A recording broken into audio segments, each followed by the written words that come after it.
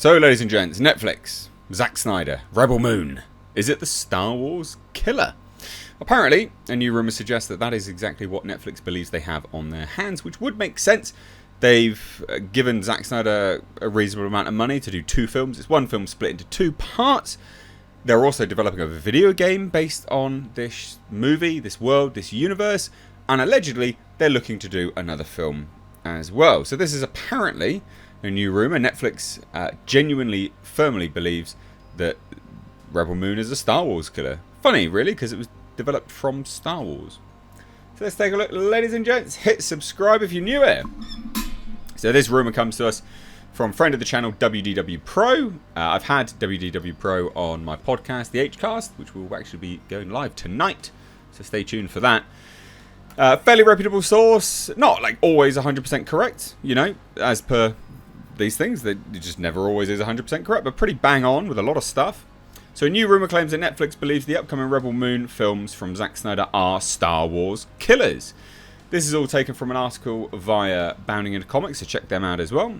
So the new rumour comes from WDW Pro, and he said, Netflix is already considering a trilogy based on the quality of the first film. His sources say they think, according to the source, that they actually have a Star Wars killer.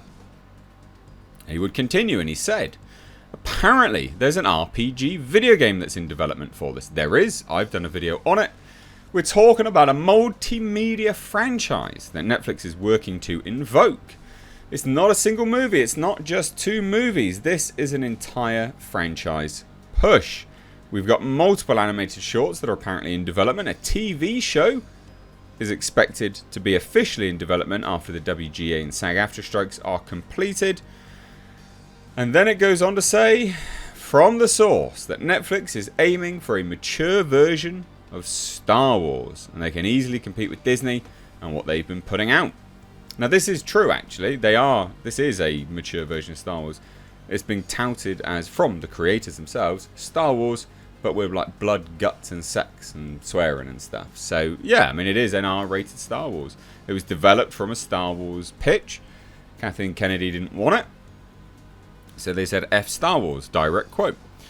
So Snyder previously confirmed he was developing an RPG during an appearance on the Nerd Queens channel, and noted that he is developing Rebel Moon as a franchise back in March. So he said, and I quote, it's not a small-time commitment to Rebel Moon stuff. A sci-fi thing like this, at this scale, does require a lot of attention to make it all make sense. And it's a very interconnected world, and we've been doing our best to make it all make sense. And there's like magic and madness and all the things that are in the universe and how they all coalesce. It's not a casual pursuit. It is a very full-time painting in the corners. Is not difficult. And it would also say, and also to think about it as a franchise going forward, you know, where does it end? What is Cora doing? Like, what's her like long look? It's a big chop. So as per the RPG, and this is official now, I know it was announced just prior to Gamescom or during it. The one thing that I'm really having a really good time with, and I don't even know if I'm supposed to talk about it, but this RPG that we're doing, that is just literally insane and so immersive and so intense and so huge. We talked about how we could do the game, and I was like, well, just said, let's go. I'm only going to say this. There's more coming. So Netflix announced the film will be broken into 2 parts.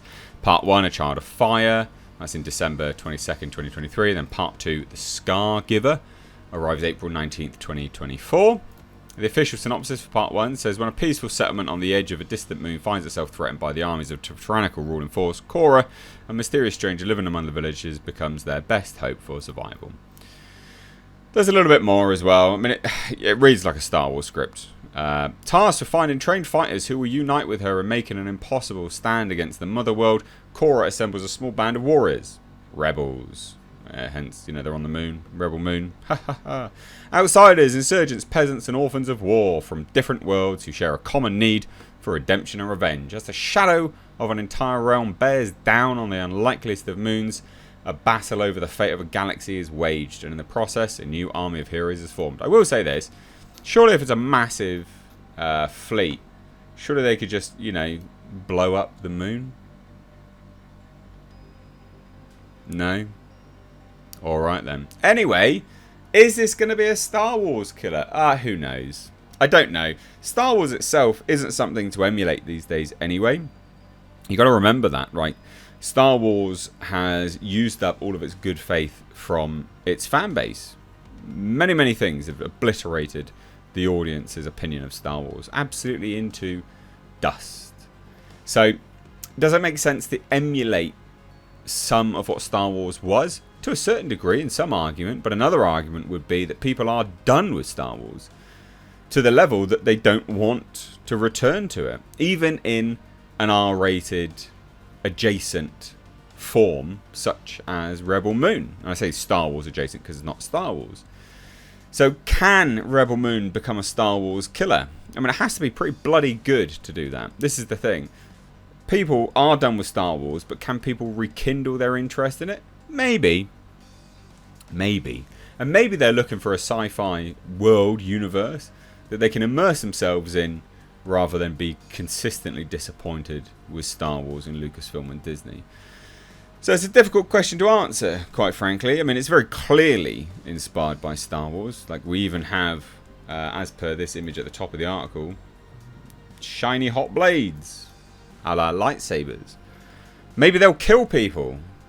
You know, well, apparently that doesn't happen in Star Wars anymore. Only men apparently get killed by lightsabers these days. Don't do any harm. Bizarre. But the thing is, it's made on a smaller budget than Star Wars. It's for Netflix. Netflix has a larger audience base. It has the potential to actually reach a larger audience than a Star Wars show does, or Star Wars movie does.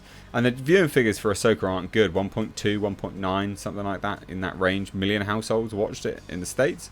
That's terrible. That's awful. So, we'll have to wait and see if this could be a Star Wars killer. I myself personally just think people are sick to death of Star Wars and sci-fi in that vein now.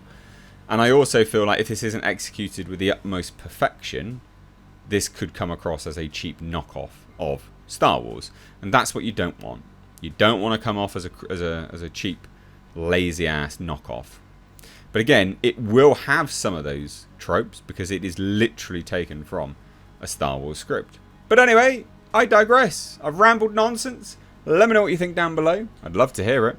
Cheers, guys. Give the video a like and a share. Take care. Bye-bye now.